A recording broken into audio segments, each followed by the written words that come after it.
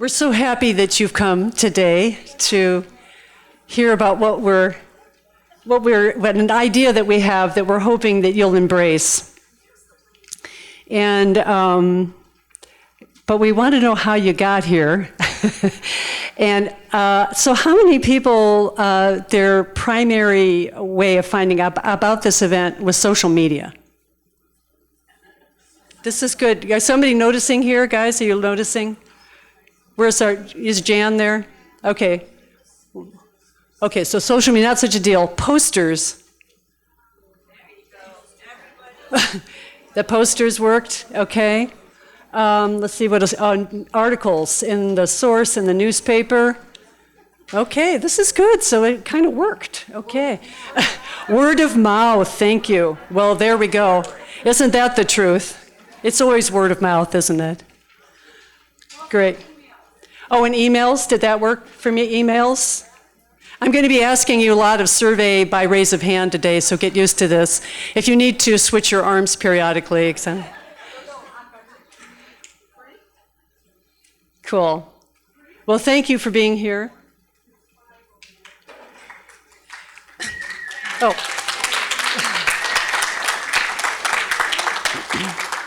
And actually, it's you that deserve the applause.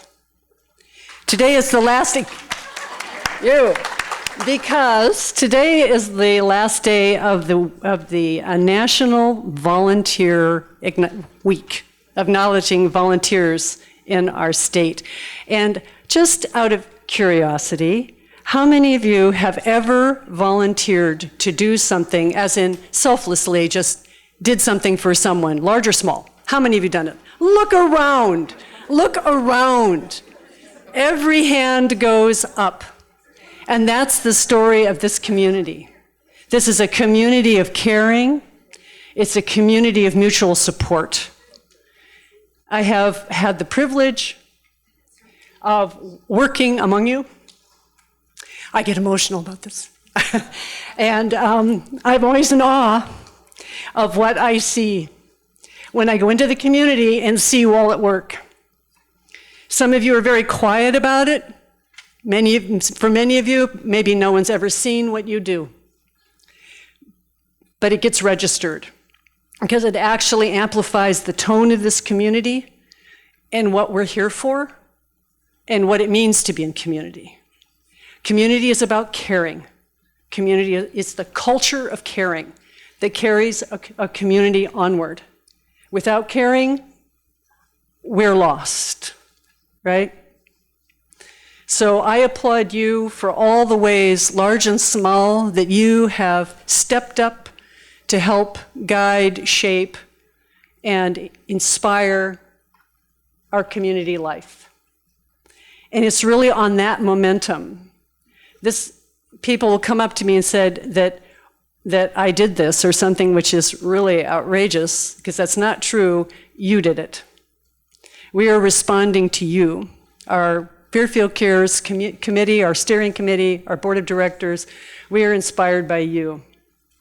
You're the ones that have carried us forward and guided us into what we should be doing and how.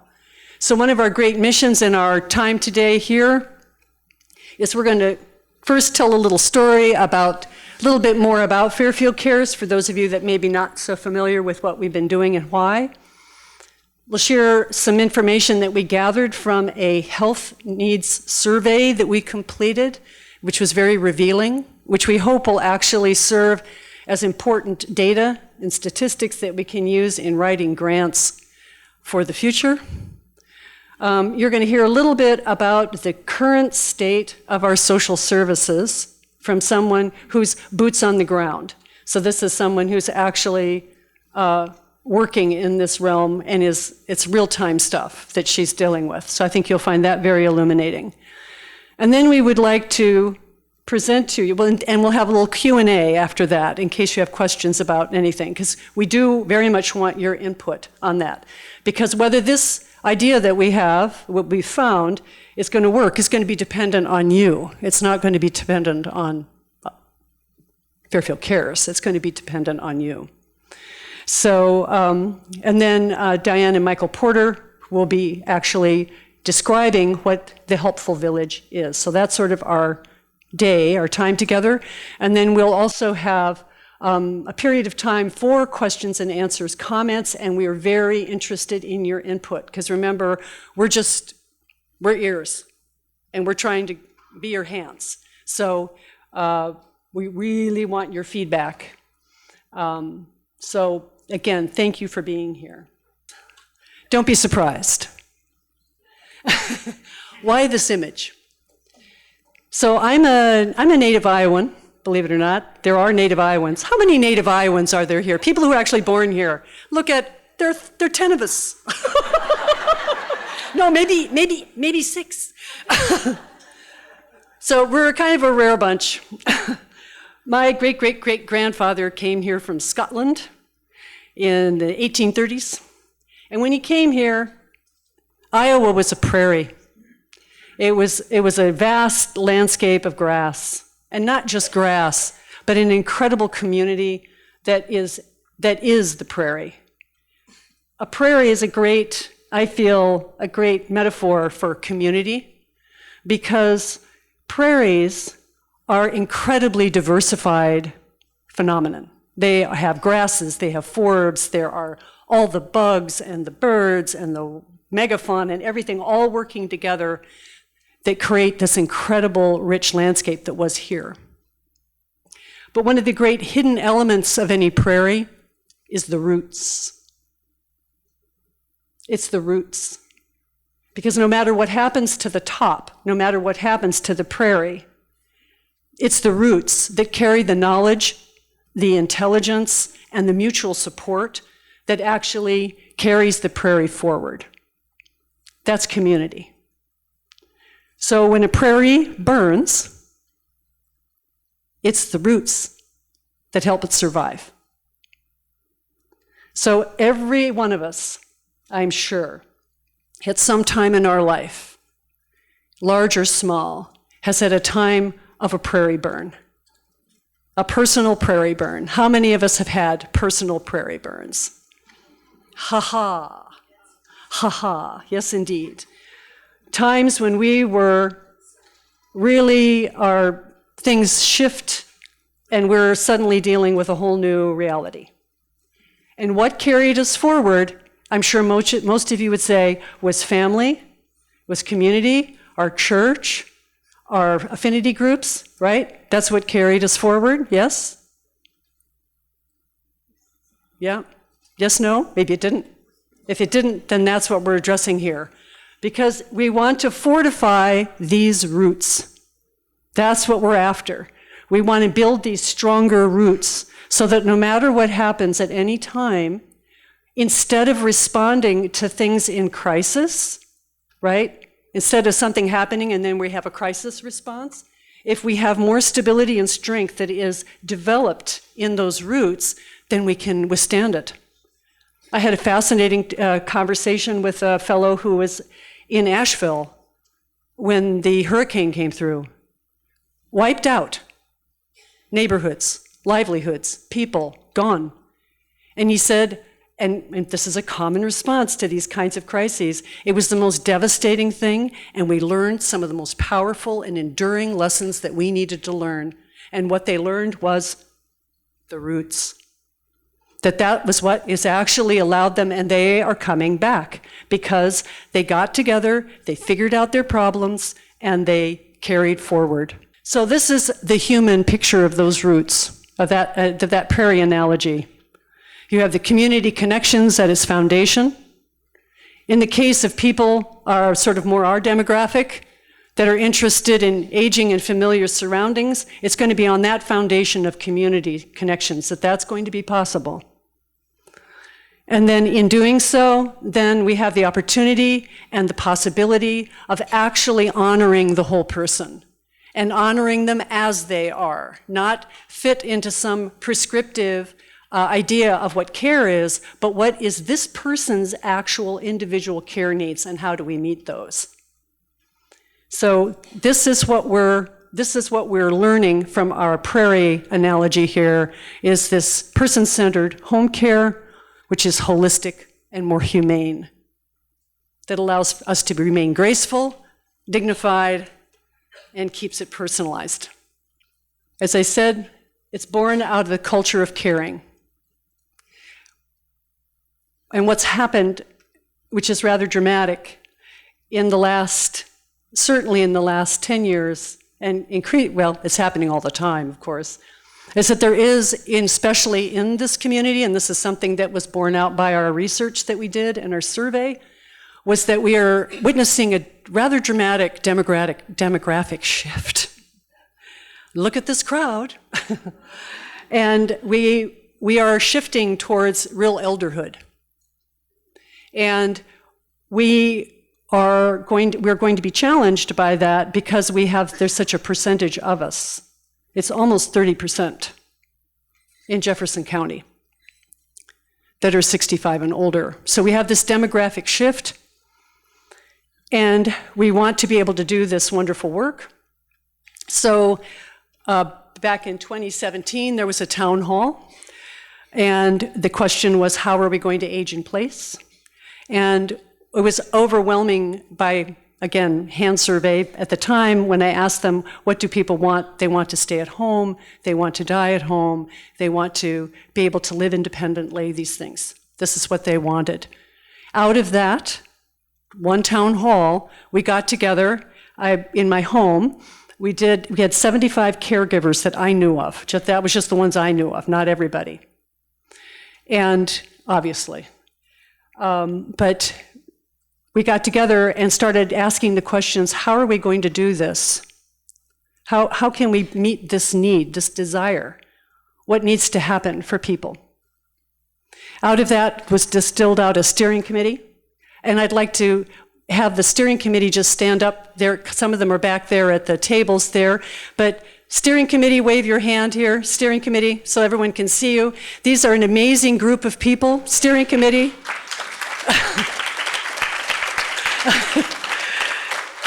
They have been absolutely your champions in creatively considering these issues and problems and coming up with wonderful ideas.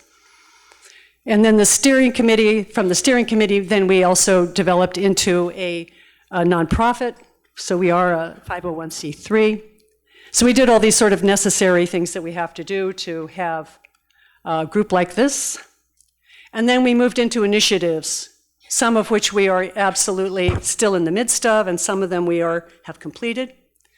We've done a lot of community education, and on your sheet there are some presentations that we gave about planning, end-of-life planning in particular, estate planning, how to plan for your own death, as well as social services and what's available, how do you get them, and that kind of thing. So on the back of your sheet there, you'll see that these are things that you can watch. They're available at the library. So you can go to the links, and they're available to you.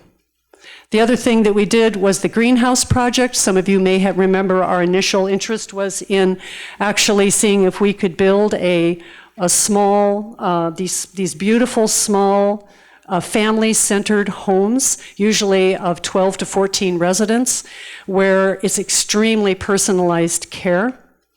We went through the whole process of preparing to actually move on this project. We did a lot of research on the greenhouse projects. It's very successful. We got to the point where we did a market survey to see if it was something that could be sustained by this community. We got the go-ahead for 2 buildings. And then, unfortunately, the governor of Iowa said no. Because a moratorium was placed on the creation of any more skilled facilities, and we couldn't apply for the certificate of need. So that project is still, I consider, on the back burner, but we had to divert it because there was no recourse. We couldn't proceed any further because we couldn't get that certificate of need. So just know that the greenhouse project, for those of you that were aware of it, has not been forgotten, but it is just had to be put on the back burner for, we could say, political reasons, but that's what we're dealing with there.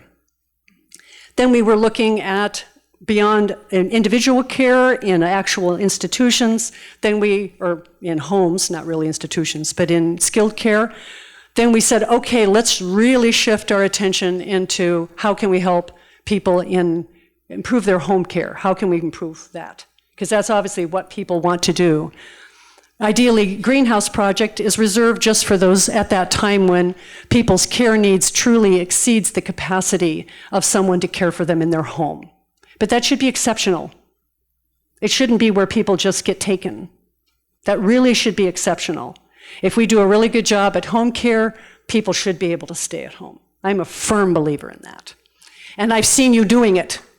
I've seen you doing it in your homes.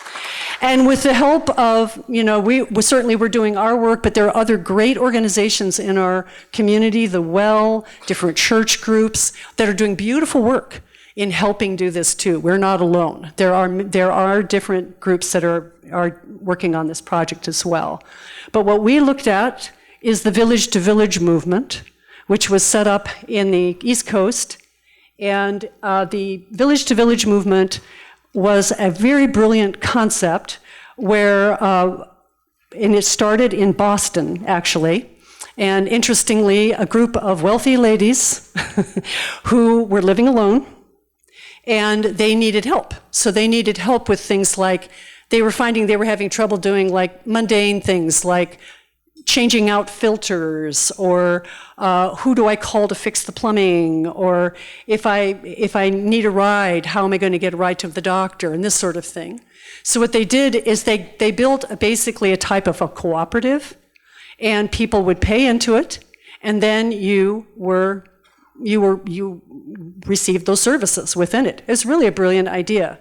But when we looked into this, it quickly became apparent, if you ain't got the do-re-mi, it was a little prohibitive. So it was an expensive project.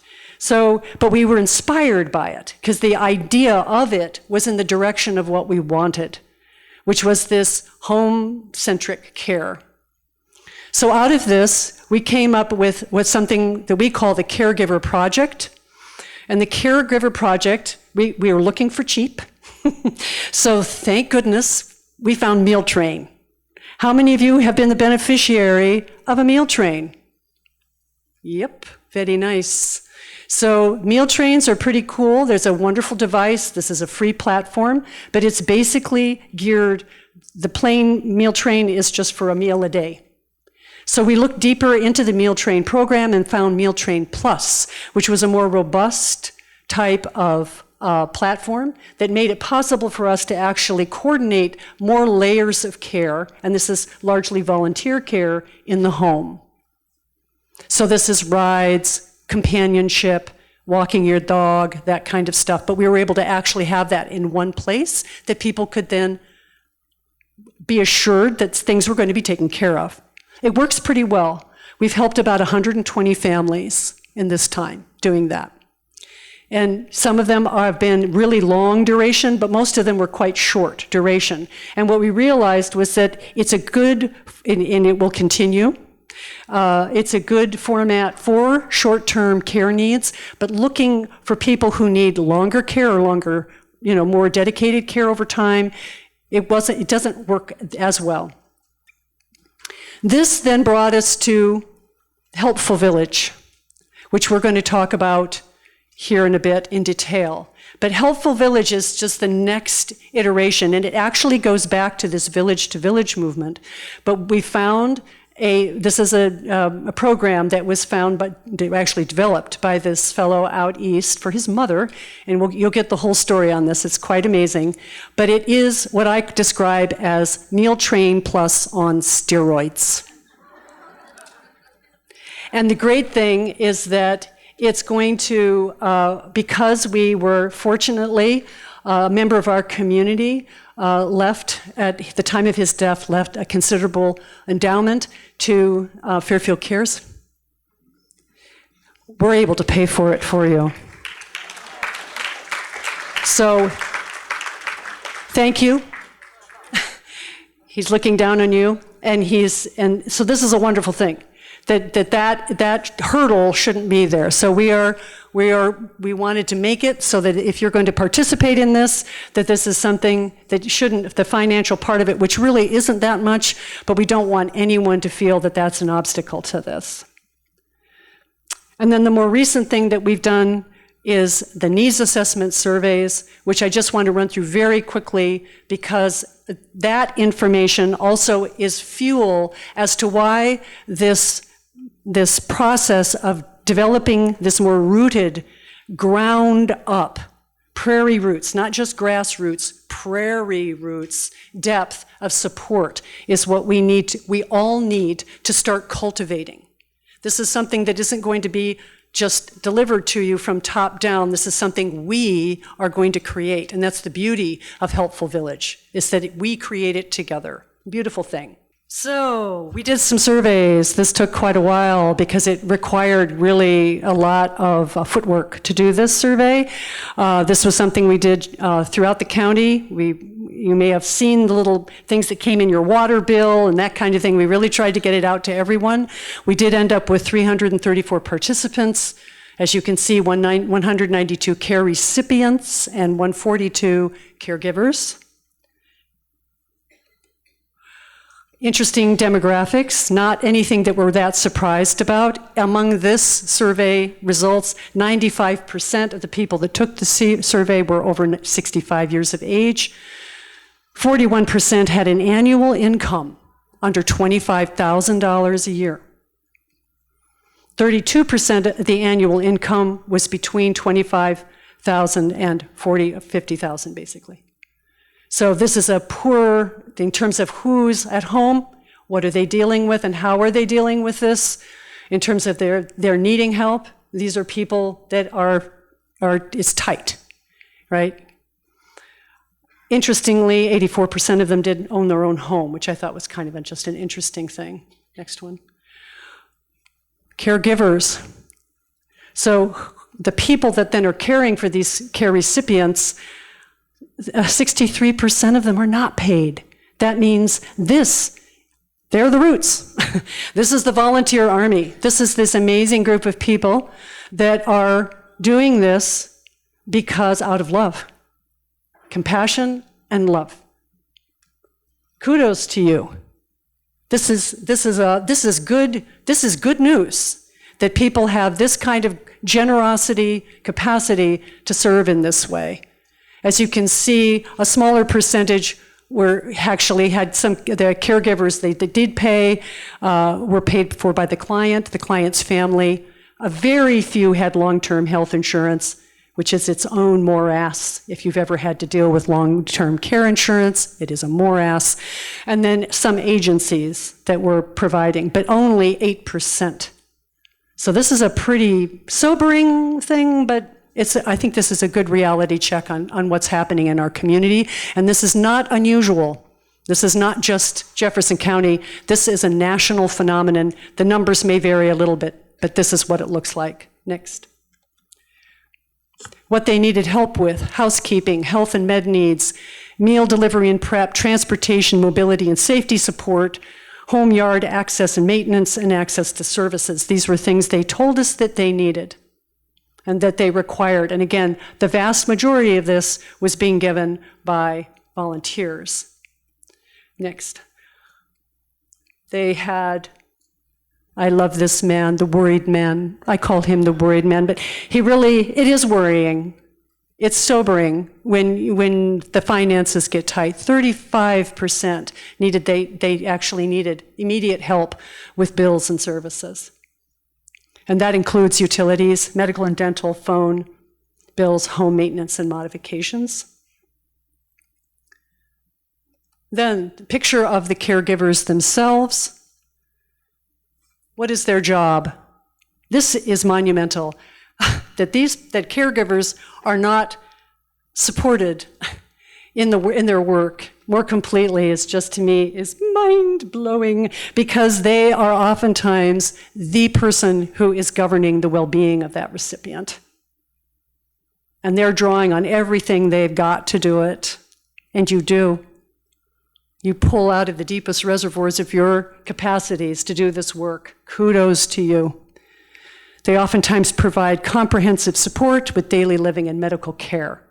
Again, the bulk of them are volunteers, not medically trained people, but volunteers. 30% of them did this caregiving in their own home, meaning usually this is someone, a spouse that they're caring for, but 70% go to the care recipient's home to take care of them. They're taking their time to go and do this beautiful work. Wow. There's the relationships, so a little bit more than half are not related. Spouses, God bless us, we take care of our mates, thank goodness, or another family members. So it's about 50-50, but this is sort of the look that we got from our care receivers, caregivers. And again, the big news here, paid versus unpaid, 63% unpaid, 37% paid in some way, okay, of the caregivers. And this is just information for you among a staggering amount of information that we actually got from this survey. And interestingly, this one really shocked me. Actually, I knew this because I know, I encounter people a lot in what they're dealing with, but that among the caregivers, 73% of them had health challenges or issues, and yet they're caring for someone, which is astounding. I mean, even in the face of their own limitations, they're yet out there doing service. Such a beautiful thing. Such generosity. So we want to support and help this situation. So this information really is for again, there was a lot more detail, but this gives you some of the highlights of those surveys. Next. Another thing that came up, this is something that would be really great in Helpful Village. This is one of their real strengths, is caregiver training. This includes everything: medication management, wound care, CPR, body mechanics. These were some things that were identified as needs, so that we didn't come up with these. This is what people said they needed. 77% they said they started their caregiving journey with no training, which means they were shooting from the hip. They were learning by doing. Pretty jaw-dropping, pretty wonderful, but also sobering. Of the of the remainder, 23% did have training, but 41% said that they would love to have more training. And that is something that definitely we can build in our Helpful Village. And another big one for caregivers, support. Coping with stress, balancing caregiving with personal life. These were the statements that they were making about their situation, their exhaustion, the challenges of what they were facing day to day. The other thing, which we didn't put up here, was the numbers of caregivers that are actually doing 24/7 care. No human can carry that for long and not have trouble and not start breaking down. And that's not a character flaw. It's just too much. So being able to have enough support, this is critically important. So one of the things they definitely identified, they'd love to have support groups. Again, this is something that Fairfield, the Helpful Village would be perfect for. And then 42% wanted respite care. So they needed a break. And this is very challenging to arrange for at times. So overall, the challenges facing caregivers: financial support, health limitations, finding and coordinating resources. It's amazing how many people did not know where resources were or how to get them. Some of them are readily available and they just didn't know. And that's something Tricia's going to talk to a little bit about that. And then personal support, those support groups, and then training. Those were the big ones. Okay. So back to our roots, friends. Our work is before us. And the important thing that I want you to remember is that what we're not suggesting is just that we're going to, in this effort, and we will need your help in this too, is beginning to reach out to the other generations, to understand that not only do we need their help, but we can help them. This thing that this is a mutual, the community means both ways. It means we all are helping each other. So this isn't just that needy elders are expecting this army of young people to come and rescue them. That's not fair. But we can enlist them in ways in that we're inviting them in. This is an area that we need to work on because we tend to become siloed in our age groups. So this is going to be a big project of reaching into these groups and building more of this reciprocity. We have things that we can offer as elders. They have things that they can offer as the younger generation. But remember these prairie roots and remember who you are. You're not weak. You're incredibly strong. You're incredibly resilient. You've done beautiful work. And I know some of you in this room, I would touch your feet with what you've done for your loved ones. Breathtaking. So beautiful. Thank you.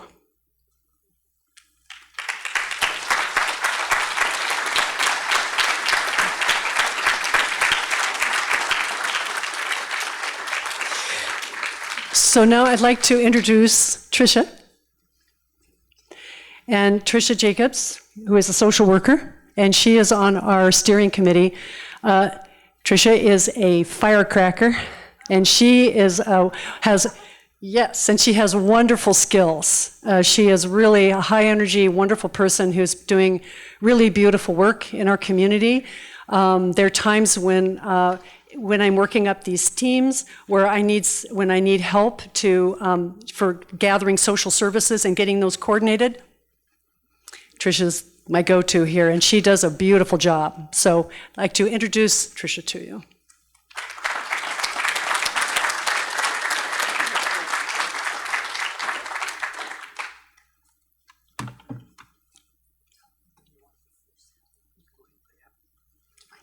Yeah, that's fine.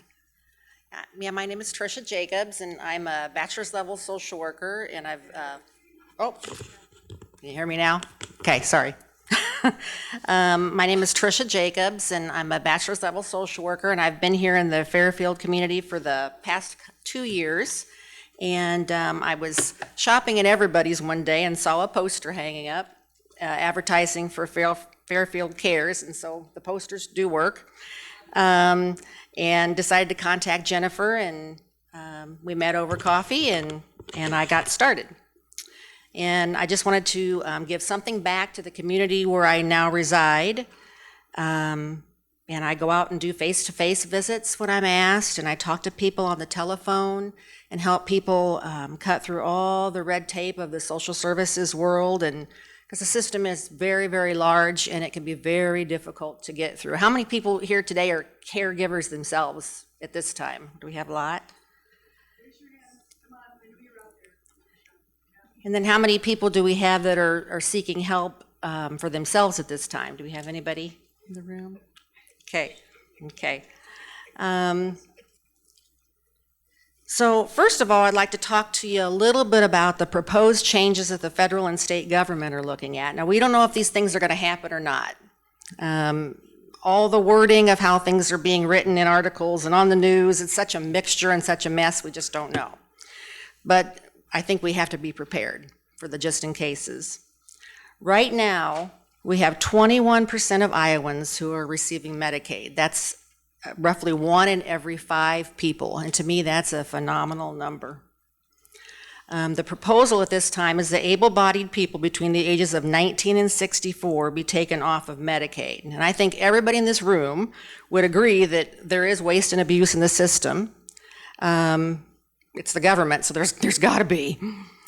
Those who are disabled and those who are medically frail are to be exempt from the proposed cuts. But my concern is who is going to be considered disabled and who will be considered medically frail.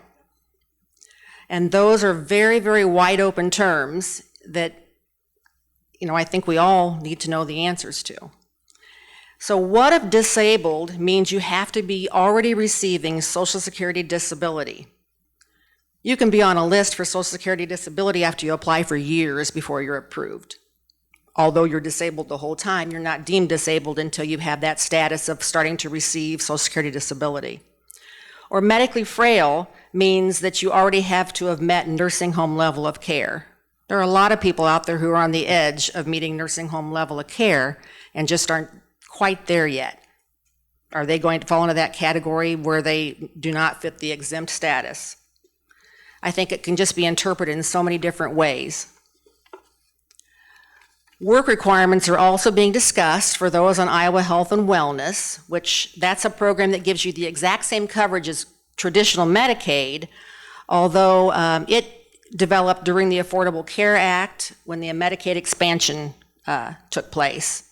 And they're talking about a requirement of working 80 hours per month for those folks, is what they're talking about. I think we would all agree that truly able-bodied people should be working. But then again, what will the definition of truly able-bodied be? There's also been talks to cut part of the food stamp program and Meals on Wheels and many other programs as well. There's already, from what I've seen as a home health social worker, there's already been cuts in veteran services. We've seen that. Used to be that if you were a veteran, it's hard enough to get VA benefits to begin with, but if you qualified to get VA benefits, you could have multiple services. Now, let's just say you have a family who provides a lot of care to their loved ones. They are assisting with personal cares for their loved one, but they really need to have someone to continue to come into that home to help with things like grocery shopping, cleaning, running errands, those sorts of things. That can no longer stand alone with the VA. It's kind of an all or nothing kind of thing. So we have seen cuts in the VA services. We've also seen a cut in reimbursement from the VA, and we've also seen a cut in reimbursement from Medicare Advantage plans as well. And home health and skilled nursing facilities, they are for-profit businesses. They have to be to survive. And as more and more agencies and facilities close due to this decreased revenue, the more the elderly and disabled are going to need more and more natural support from family, friends, and community, which is why we're here today. It just becomes a vicious cycle and ends up with a lot of people with unmet needs and simply going without. So now is the time for us to advocate for ourselves and for our loved ones and everybody in this community, and to contact our legislators, which I have listed up there, just asking them no cuts to Medicaid and services for our elderly and disabled, plain and simple. We've got to advocate. No one else is going to do it for us. So I'd encourage you to take a minute and do that. Sometime this week, make that phone call. Now I just want to talk a little bit about services in the home care setting, the things that already exist through home health care. The first thing, which I think a lot of people understand what Medicare does or what it's about, but I get calls every day about Medicare, people calling and wanting services. And many don't understand the limitations of Medicare. A lot of people think, oh, as I turn 65, Medicare is going to take care of all of it for me. It's not the case.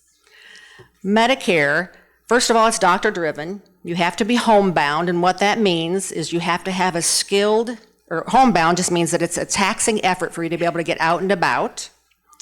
And Medicare says you can go to church, you can go to your doctor appointments, you can go get your hair cut, and that's about it. So they take away the social side of things, which we're not going to change that. It's the way it's always been. And then on top of that, you have to have a skilled need, meaning there has to be something that only an RN can do for you or only a physical therapist. So you have to meet those two criteria. And then there also has to be a diagnosis that works for an agency or a doctor or an agency to bill for. So there's a whole criteria to be able to tap into your Medicare. And the other problem is it's very short-term and intermittent. It's not going to last for very long. You may have an agency in your home 3 weeks to 6 weeks, just kind of depends. Once you've plateaued and you've met your goals or you've come as far as you're going to go, they're out. Things that Medicare covers in the home are nursing, physical therapy, occupational therapy, speech therapy. And you can have a bath aid too, as long as you have one of those other disciplines in the home. So you have to either have a therapy or skilled nursing to be able to have the bath aid in there. That's what you get from Medicare. So again, it's short-term and intermittent, and it's done. Then Medicaid, again, that's doctor-driven as well. You don't have to be homebound.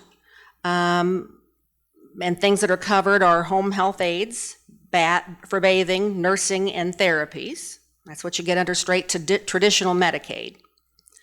Then we have our home and community-based services waivers. And there are 7 of those. They're all doctor-driven, don't have to be homebound. Once you're given a slot for a waiver, then you're also given a Medicaid card. There are 7 waivers. There's the elderly waiver, the HIV/AIDS waiver, the brain injury waiver, children's mental health waiver, health and disability waiver, intellectual disabilities waiver, and the physical disabilities waiver. All of those, except for the elderly waiver, have at least a 2-year wait. So when you need help, you need it now. You don't need it 2 years from now. So I'm just going to tell you some of the services that are covered underneath the elderly waiver. And some of the other waivers offer less service. So the elderly waiver really is one of the better ones when it comes to the amount of services that can be provided. Things that it can offer you are home health aides, nursing, a lifeline, up to 2 delivered meals a day or nutritional supplements per day, home and vehicle modification, homemaking, respite, transportation, and CDAC. Respite, for those that may not know what that is, I get asked that question a lot. It's just when somebody can come in and stay with your loved one while you're able to get out and about and get a little rest. You can go in the back of your house, take a nap if you want, leave if you want. That's what respite is. CDAC, that stands for Consumer Directed Attendant Care, and that falls under the waivers. And that's when you can hire your own person approved by the state of Iowa. There's quite an application process that happens. And whoever you're looking at needs to apply, be approved, and then that person can be paid underneath that waiver to provide you some care at home. Then there's the in-home health-related care provider program. This is a program that just basically covers a very small amount of care where you can hire your own person, paid for through the Department of Human Services, but your monthly income has to be so low. You have to be at SSI, Supplemental Security Income level of income to be able to even tap into that program, and you have to already be deemed disabled through Social Security. Then we have the Veterans Administration, and again, that is doctor-driven, covers things such as bath aides, homemakers, nursing, therapies, home modification, and respite. But it's a very difficult system to maneuver, and it normally takes quite a little while. And then there's long-term care insurance policies, and if you do have one, I'd encourage you to check out that policy because lots of them have a home health component to them. They're not all just skilled nursing facilities. And then obviously our private commercial insurance companies, all the criteria for those vary. They're all so different. Some you have to be homebound, some you don't. And you can't just call them and say, hey, I need some care. It's following a hospital stay or some major event to be able to tap into those for any sort of home health care. Then Milestones Area Agency on Aging, they have over the years had minimal funding to help purchase home health care for things like a bath aid or somebody to come in and do some homemaking. So it's someplace to look for some added things. And the same thing with organizations such as the Multiple Sclerosis Society, Alzheimer's Association. Some of those over the years have had dollars that they can help folks at home. Very, very minimal, but they do exist out there. They just take a lot of research to figure out which ones you can tap into. But if you qualify for any of these funding sources, they only allow for a small amount of care. None of them are going to give you everything that you need. They just aren't, even in combination. So, most people think that there's all this stuff out there as we age in place, but when it comes down to it, you find out that there isn't. And so now is the time, to really start thinking about your future, your family's future, and really educating yourself and knowing what's all out there so that you're working on it now before you're in crisis, because that's what I see all the time, is people are in the thick of it, they're in the crisis of caregiving, and by then you're sinking. And so you need to know what exists ahead of time and to, check out your financial situation, kind of think it all through just so it's they're available to you, the information you need, that you have it in hand. And in a bit, we're going to learn more about the Helpful Village that is going to become available here in our community, and hopefully this program can help, if we have all these volunteers, can help meet all these unmet needs that we have through paid services. And I've got papers laying back there on that table that you can just put your name, your phone number, and just a little bit of your story of what your questions are or what you're needing help with, and I'll give you a call. I work full-time, but I make calls in the evenings, make calls on the weekends, and I'd be happy to do that one-on-one with people because, you know, these are private things and a lot of things you're not going to want to talk about here today. So I am available for that, and I'd be more than happy to do that. And they're laying here on this first table here. So.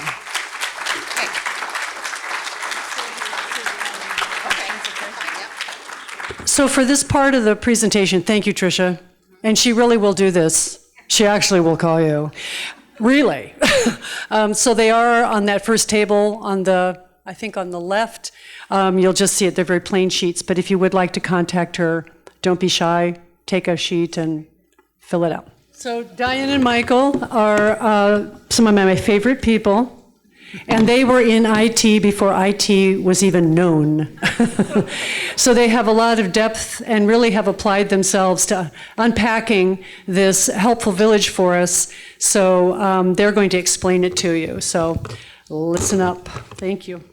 This new platform, the Helpful Village platform, is really just an enhancement of the Village project, which has been going on for about 25 years now.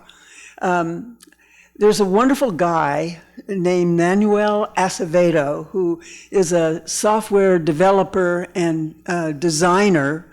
He's somebody who's done a lot of software projects over the years, and he has really developed this particular platform to make it more easy and fun and rewarding for everybody to connect and get to help each other. And he lays it all at the feet of his mother, whose toes he kisses. And her name is Elda. I think it's really great that this is all about helping the Eldas. So here is Elda. Now, Elda, his mother, she lived in the Canary Islands in Spain, and off of Spain, and she started a vineyard. She bought a vineyard, and she was working in the vineyard, having an absolutely wonderful time, just fulfilling herself out there doing the actual work in the vineyard. And she was very happy until the age of 63 when something went wrong with her knees. I feel her pain, believe me. And so she suddenly couldn't do it anymore. And she was complaining in tears to Manuel. And he said, well, Mom, why don't you just retire? I mean, what's the problem? You're not poor. And she said, retire? What in the world do you want me to do? Sit at home and watch TV? I want to do something meaningful. I mean, I want to be involved with people. I want to have a real life. I want to help other people. I want to be connected with people. And so he said, yeah, she's right. And he started looking for he's a software guy, but he said, this is a human problem. Let's solve it. So he started looking at what would be a way to help her age meaningfully.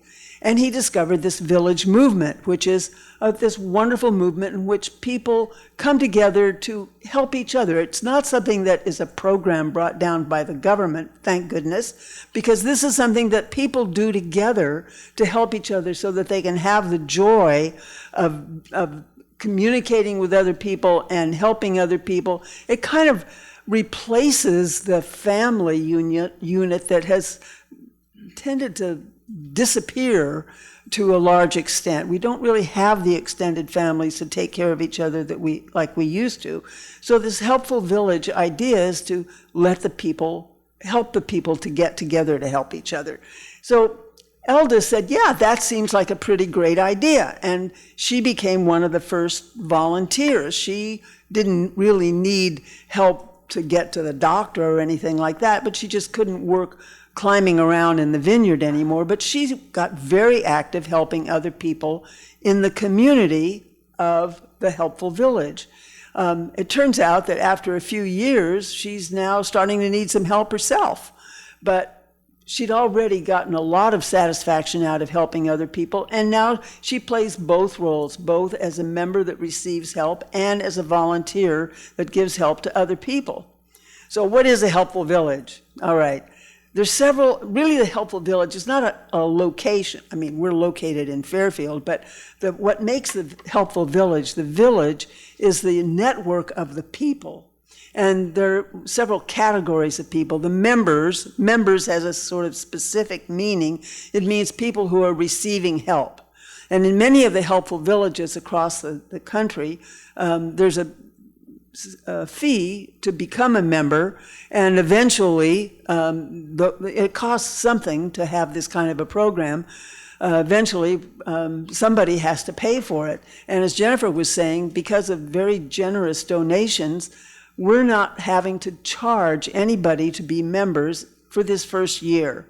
So if anybody's interested in doing this, they need help, or they've got someone else in their family who needs help, or a friend who needs help, it's going to be free for a while to be a member. Then there's the volunteers, and the volunteers are the heart and soul of the thing. Who are we really? We're the people. I mean, it's great to have a community, but you got to have somebody show up with the soup too. So the volunteers are the people who come to help and walk the dog, who come, maybe it's just as simple a thing as somebody will take on being the volunteer to call a certain person once a week or once a day. You know, hi, how are you? Everything okay? There are so many people who are isolated and who need even that little minimal contact. So that's one of the tiny things, one of the many tiny things that a person can ask for and receive help for.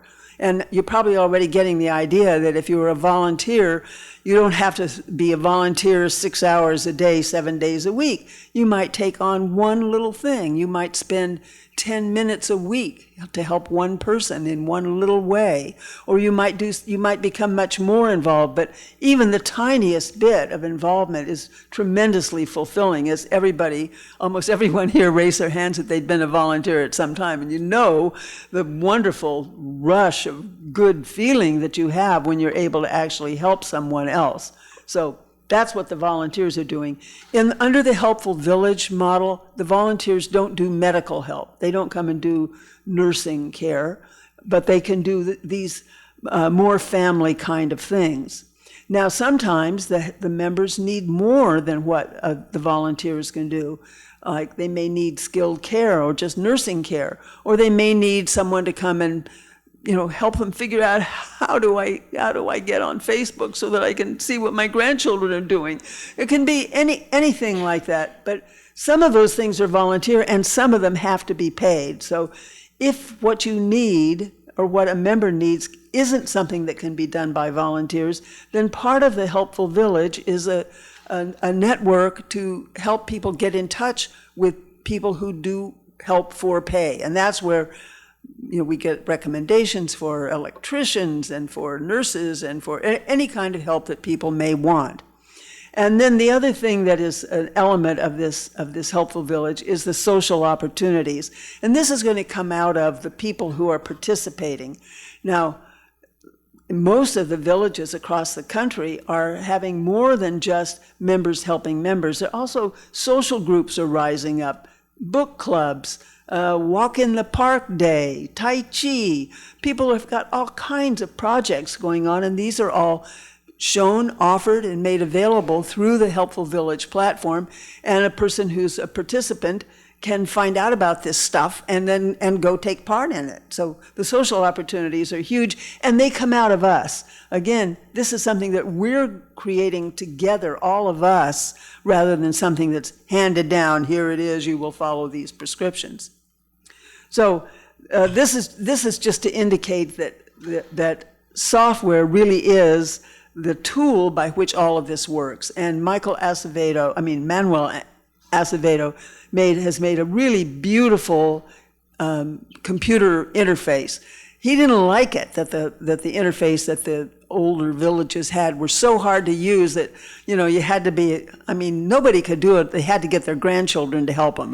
Nobody could just do it. But now it's something that's very simple and it's fun to use. It's a kick in itself, and then there can also be help by volunteers for the people who can't even handle that or who don't even have a computer. They can still participate if somebody will help them do it. Right now, there are over 110 helpful villages across the country. When Manuel Acevedo made this program, he submitted it to the launch program at Berkeley, University of California at Berkeley. They have a kind of a project to help new technological companies get started. And they were just nuts about his program. They called it one of the top, most exciting, innovative, and most valuable programs of the year when he submitted it in 2016. And since then, it's just grown like crazy. So it's now in 29 states. They also, for some reason, I don't know what it is about Australia, but Australia is using it a lot too. There's already one in Iowa, but a lot of them are on the West Coast. And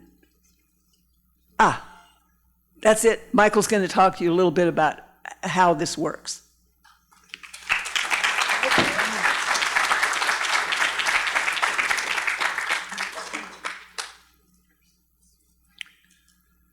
I had one of those. I had one of those experiences that volunteers have. Just about 2 or 3 weeks ago, somebody called me up and said, "I'm having heart palpitations, and I really need somebody to take me to the emergency room." And I was thinking, I'm kind of busy. And I said, what am I saying? Yes. So I jumped in my car. I went and picked her up, took her to the emergency room, and she said, "I'm fine here." I said, "Well, I'll come back and get you when you're done," and I did.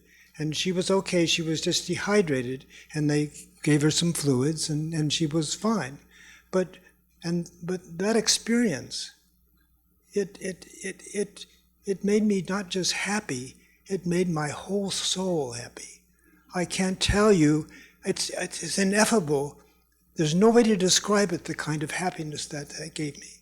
And so it kind of reinforced what I was doing because I was working on this helpful village at the time.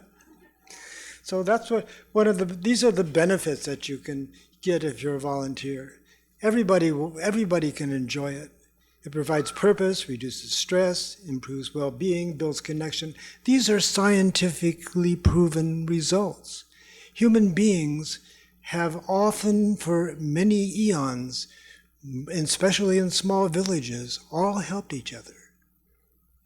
When somebody got sick, they took care of them. If the farmer couldn't bring in his crops, they helped bring in the crops. This was the way the traditional villages worked. And so Helpful Village is trying to just bring that back. Basically, it works like this. A member makes a service request. The volunteer sees the service request on their computer. And the service request is fulfilled. It's pretty complicated, right? It's pretty easy. And everybody has this sign-up sheet that was on their chair. I want to talk about this for a little bit. We're not quite ready yet to actually implement everything. We're still setting up the software. But in a few weeks, we will be. And so if you're interested in either becoming a volunteer or a member, please, or both, you can be both, would you please fill out this sheet? And there's some drop boxes. There's some drop boxes out there in the entry hall. So you don't have to. There's a place where you can talk about something you'd like us to know. You can leave it blank. You can fill it out. You can write an essay on the back. Right? You don't have to do it before you leave. You can take it home and fill it out there. There'll be a drop box just like the one here at the library, so you can either mail it in or put it in that drop box. So questions and answers. Everybody, people ready with the microphones? So my question is, like my skill, I've been interviewing people since I was 16 and then writing about them, and I've taught writing. And sometimes I read obituaries and I think, oh, I wish I could have helped people with that. And so that's what I'm going to offer to do. But like, would the Helpful Village be a place where, say, I could have a class with people who are preparing and help them write their own obituaries? And Absolutely. so I think that's really Yeah, great. the nice thing about this software platform is it's entirely individual. You can set it up any way you want. You know, each village can be set up to work for the needs of that village and the individuals that are there. So this is a wonderful idea. You know, yes. I'm really interested in the software, but I don't know, do I go to a website? Are there people from Fairfield that are already engaged in it? So are there already requests for people there, or is this something in the future? How can we actually get involved and engaged in it now? Well, it's not quite finished. We're setting it up now. We're close, right? But that's what this sign-up sheet is for. Because so when we get ready, we'll roll it out. Now when we roll it out, we're going to do it one person at a time, because that's the only way you can do it and do it well. My question is, I think you've answered most of them, but I just want to be clear because I'm an Ayurvedic physician and I'm going to be leaving Fairfield. So one of my questions was, this program with all the medical requirements and doctor requirements, in other words, there might be people who do not want to engage with the medical industry. And so I'm assuming that they would be handled in that way. Yes, well, this is a service that you can offer, but Yes. but you don't do it. You do it as one of the service providers, Yes. Second short and you question. can charge for it. Yes. Second short question. Fairfield Cares is an organization that was already in Fairfield, and now this is the Helpful Village for Fairfield Cares. Because I'm going to move this to Connecticut if I can. That's how I'm Yes, trying yes. to figure it out. Well, when you could look on their website and see if there is a Helpful Village in Connecticut. If there isn't one, you should start one. Michael, we have a question over here. Would you stand up, please? No. Can you be a volunteer and just like for one person? Yes.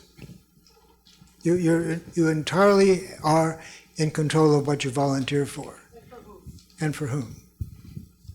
It's completely flexible.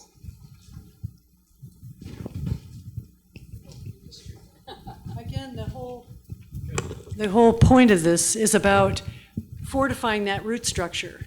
It's like helping us be stronger together. So it is very much it's going to have a tone and a look and a dynamic that's going to be ours, not prescriptive, but ours. So that I see the power in this because I know the power of this level of care. I can see how transformative it is, but being able to organize it in a little bit better way so that people get care through time. They get support through time, they build through community through time, and then if and when that prairie fire shows up, we're ready. I have a nursing background. I was a nurse for 43 years, and I also ran a public health agency. Anyway, I'm having a hard time just, for volunteers, because my aides had to be trained to go into the homes. They had to take classes every year on abuse. I had to do the same thing, and we had to do criminal background checks for people that were doing the services, and we had over 300 clients that we provided services to. We had a lot of our people in the county were over 90 years old. We had a high population of 90-year-old people.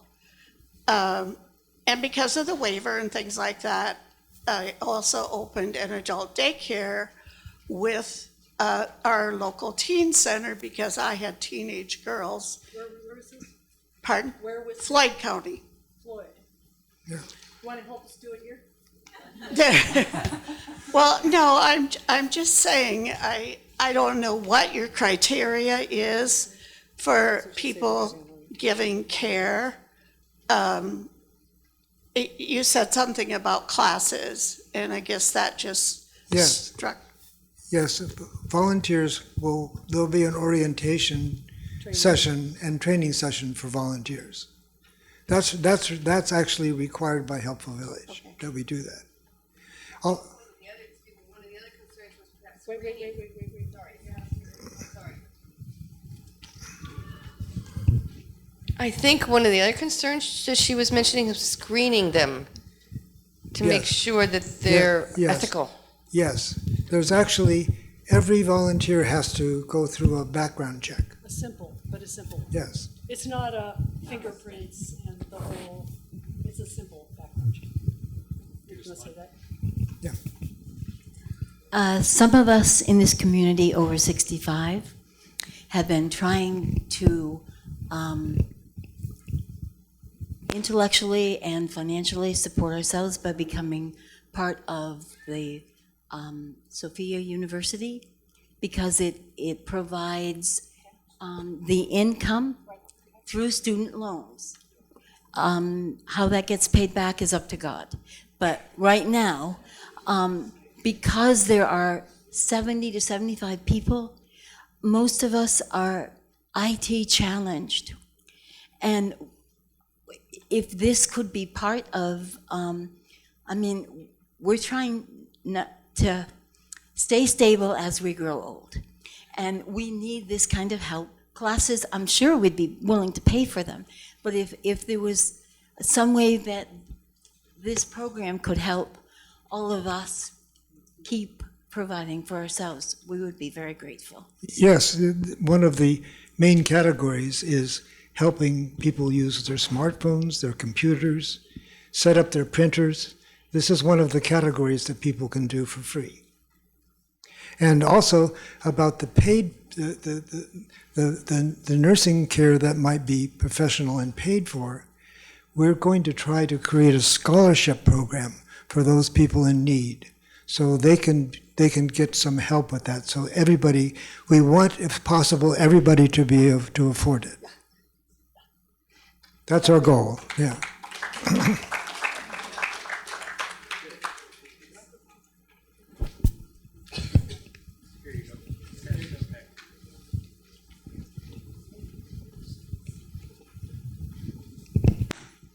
Will there be any provision, for somebody that might need some temporary 24/7 care in their home, like if they have a hip replacement or a knee replacement or something like that?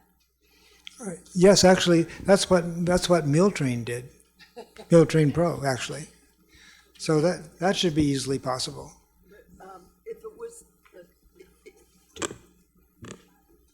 If it's actually 24/7, it might be more than volunteers would be able to provide. In that case, you'd be looking for someone who does that for pay. And one of the things that Fairfield Cares Helpful Village will be doing is making a place you can go on the website and say, here are nurses who will do this kind of care. And then this is not volunteers, this is paid, and that's arranged individually between the member and the person that they're engaging to do that kind of help. So there's really two kinds of help, the volunteer help and the paid help. And it's the volunteer help that we have the screening on, the background check on. The other is individual, between the individual and the person who's being hired. So state again what, there's apparently been a question about what is free in terms of this, what are they covering? The membership fee, there There is no membership fee there is a free membership for anyone who wants to be a member at the present time. There's never a fee for somebody who wants to be a volunteer. After all, they're already giving of their soul, but for the people who want help, we don't know that we'll be able to cover all of these costs forever. Maybe, because when I was mentioning the people who are the members of the Helpful Village, I didn't mention donors, but donors are also very important. And in fact, the donors are are the people who've made a lot of what we're already doing possible. And there have been many, many people who have donated already to Fairfield Cares. And that's the room got paid for, and the free memberships for the first year. We do hope that eventually we will be able to give scholarships to help people who need paid care that they really just can't afford, because after all, that's a huge, huge problem that we have. And that's where the governmental agencies are probably not going to be able to keep, if they ever did, they're not going to be able to meet all of the needs. And so we're trying to get ready to have our prairie roots deep enough and strong enough that we can help people on stuff like that too. Yeah, we think if we do this well enough and get it really going, if we do it well enough and get it going, we're pretty sure that there'll be some local donors who will want to keep this working, especially if it's professional, it's done well, and so they can look at it, and you can see that chart that Diane showed was a kind of a way that you can show how many people got this kind of help, right? So the platform gives us a great ability to keep track of what's happening, so we can make these wonderful reports. And that's what if a donor wants to see something like that, if they want to spend their money on some flaky organization. You mentioned social opportunities. How about adult daycare? I was involved with that with my parents in Massachusetts. Well, if volunteers can do it, if there's no medical activity, volunteers could do that. But if not, then we're going to you have to hire somebody to do it. If it's any medical services. Yes.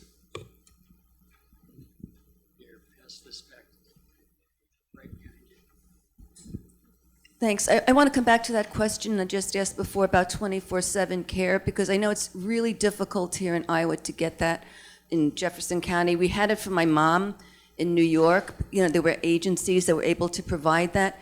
2 years ago when I had my hip replaced, my daughter was going to stay with me for the first week, and she got sick and couldn't stay with me. So I had to kind of cobble together, and this is one person right here that helped me.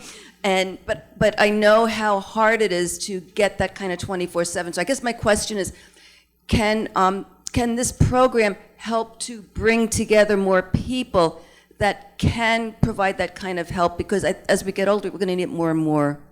Yes. That's the point. Yeah. Our goal is to expand this program as broadly as possible, all the way from the tallest prairie plant to the roots. I just have a quick comment on bringing the younger generation in. If this is going to become deeply rooted in the community, they will benefit as years go by. And thank you. Thank you very much for this. Yeah. Any other questions? No. We have a microphone. Oh, here. I guess just adding to what Carol had asked about adult daycare, I think even if that's, I guess, maybe not quite available under this umbrella, because of, if medical needs are there, on the website for Fairfield Cares, there's the green, the green house. So I'm just wondering, does adult daycare fall in anywhere into that, or has that ever been brought up in Fairfield as an addition to what this is? Do you want to answer that? So the greenhouse project is a pretty adaptable, sort of like this, but the main function of the greenhouse project was actually skilled care in a home. So they're beautiful, they're amazing, but part of some of these setups for these actually do have, in conjunction with them, adult daycare. So they dovetail them. I still have great hope that we can do this here and really have beautiful, compassionate care for our elders, for us, and then also for families doing the work they're doing so that they get respite. But it is a big project. But it's on the back burner. It hasn't gone away entirely. We're just stuck with what we've got right now, but right.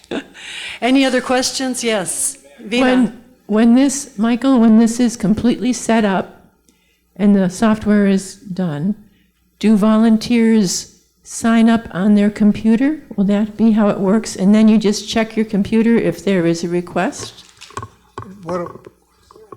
What'll happen is that if you filled out one of these forms, we'll contact you and help you set up as a volunteer. We'll guide you through all of the steps necessary, so you won't have to do it on your own. And then whenever you have time, you check your computer to say there's a request, or how will you be notified that there's someone who needs? What happens is that if a member makes a service request, then what happens is the next morning, all the volunteers who agreed to work in the category, say gardening, for that service request, they all get an email. And the first one that says, yes, I'll do it, gets the job. They compete with each other to help. And that's also why you can see it's quite flexible. There might be somebody who says, I will only help Joe Blow. And so when they see a request for Joe Blow, they'll take it. But other people will say, well, I'll help anybody who needs their dog walked or whatever. So if you've said dog walking, then you'll get all the requests for dog walking. If you and you only have to take the transportation. If you've said, I'll drive people to the doctor. Now somebody asks for a ride for next Tuesday, go to the doctor, you're going to see it. And if you choose it first, it's mine, I want it, I claim it, then it's yours. And if you don't want to if you say, I know that person, I don't want to help that person, you don't have to. And then if someone else beats you to that opportunity, how do you find out that it's already taken? If you look, you'll see it's gone. Well, what happens is the member gets immediately contacted, so they know it's set up. But the volunteers, how do the volunteers know? Well, the volunteers know because they do it. They get a message. This software automatically does all these things. It makes feedback. It's organized so you can handle, hundreds of people simultaneously. And so most of these villages around the country, most of these villages around the country do not have a big staff. In fact, there's nobody who has a full-time paid staffer because the work is completely distributed among the volunteers. You can volunteer to work for the Fairfield Cares, for the platform, for Helpful Village. You can be, say, the volunteer coordinator, right? So all of the different pieces of work that have to be done can be distributed. All you need is a laptop, computer. You don't have to go anywhere to do it. Michael, over here. Is the software itself a nonprofit or a for-profit corporation? So the long-term sustainability, are we beholden to a profit-making enterprise? We're using their software, or is the software open source, or how is the structure? You say it's free for a month. No. We have to have the server. Are we running on our own server? I'm just wondering the infrastructure. This is one of the things. Helpful Village runs on this national server. We do Right. not store Okay. any information on our platform. All the information is stored there. That means that it's constantly backed up. Also, it's very secure and safe. It's very difficult. They Sure. have the best security, Sure. so that people's information. So there's like a monthly fee that we pay to the software for the server and for the maintenance and. Yes, Fairfield Cares pays for that. Okay. And some villages who charge a monthly fee or an annual fee, they help pay for that. But Okay. we think we're not going to have to do that. Okay. Yes.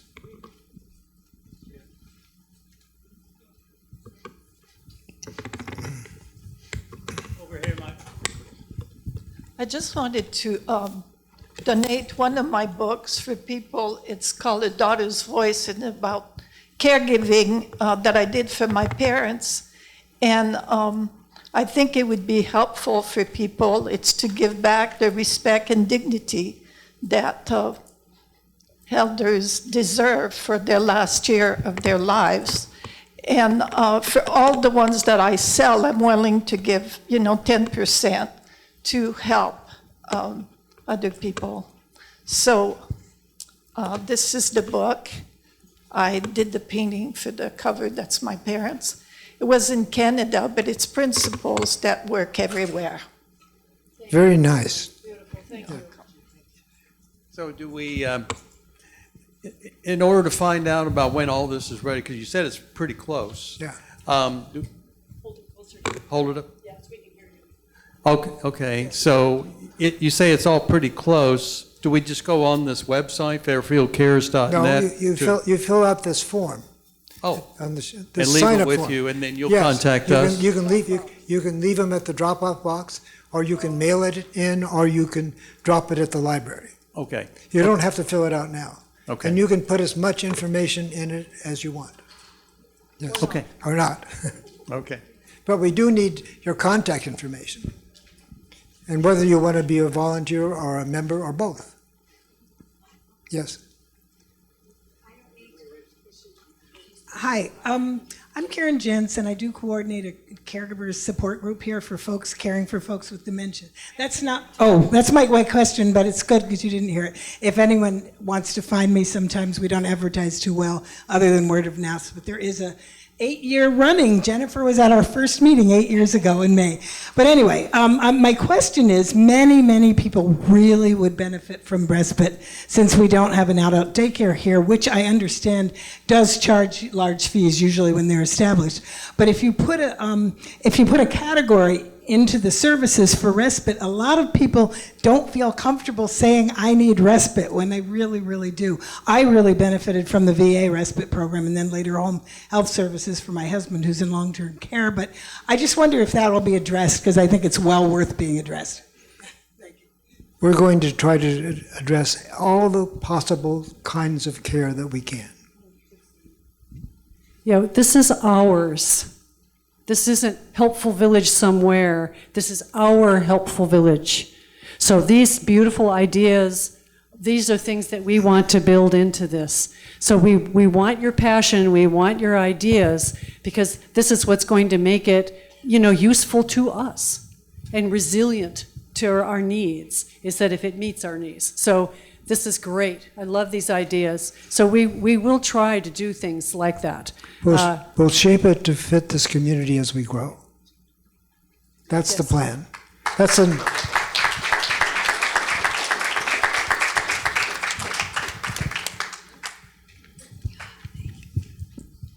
Hi. Hi. It was great.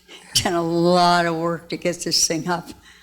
In 1980, I graduated from the University of Minnesota in something called therapeutic recreation. Can you go closer? Therapeutic recreation. I came down here to Fairfield to do other things. Now, this is what this is. You can take it to nursing homes, you can take it to hospitals, or wherever you want to go. But when people go through stages of their life, no matter blah, blah, blah, blah, blah, they need connection wherever they are. So at the community center, when it was a senior center, I asked the people there if I could volunteer to do this. So everybody filled out an application. And what you do is you fill out an application about all your hobbies and your churches and your trips and your kids and your church, anything you want to share. And then I collected all of them. And then I wanted to have all these different, I'm going to get to the point, all these different tables. When people come in, they could go to that table to learn how to knit, or that table to learn how to use their new cell phone, or blah, blah, blah, blah, blah. We could have all kinds of round tables. It was very cliquey at the time, and I couldn't seem to get in. I can now, at 85 years old, I am a senior citizen, but I would admit it before. I was 80. But the thing is, therapeutic rec is to be able to meet each other. How are you going to know who your neighbor is at church? Or when you go to a restaurant? Or you go do this or that? It's a way of connecting. And so they said that I couldn't do it because the people didn't want it, because they wanted to play bingo and cards, and that's what they wanted. So the thing is, we have so many talents and skills and wonderful people here that are interested in helping our community, that I was thinking that if somehow we could get Michael, or no, the other guy that has,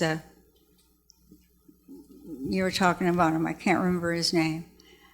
Well, why don't we just talk about this? I don't want to go into the whole idea, but I just introduced myself as Kathleen Casey so that when you call me or email me, you'll know what I mean. Yes. Yes, great. Good.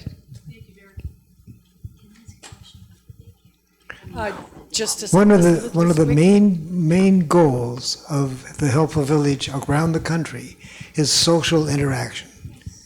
So you can set up any kind of thing like this, and it's pretty automatic. We have a question over here. Yeah. Just quick question. How old you need to be able to volunteer? 18. Oh, yes. My son is only 15. He can do it with my permission? No, you have to be 18 or older to be a volunteer.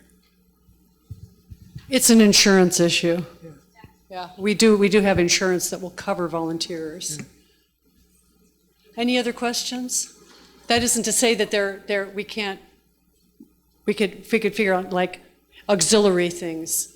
The thing is, it's going to be a function of our creativity. It's just a thing of how can we, and they're very accommodating. The other beautiful thing about the Helpful Village platform is that they're very accommodating to trying to help make the program more useful, more tailored to whatever your needs are. So they're always open to suggestions and tweaking it, which is great.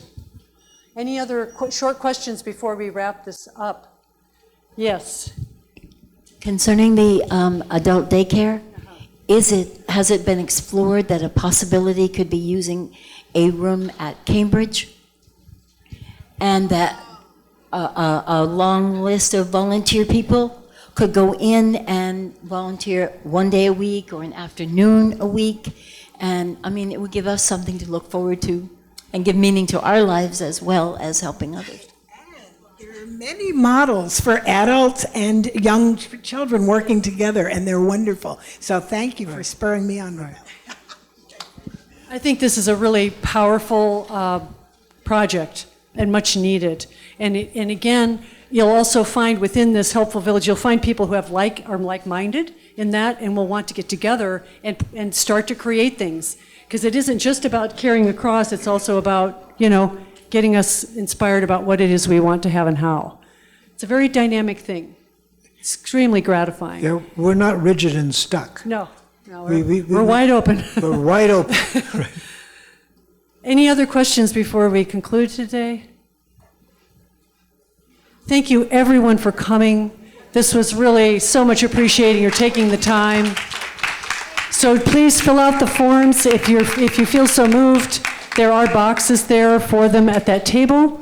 And we will be in touch with you soon as our software gets solidified. But we are on the verge of that, and we really look forward to building our village together.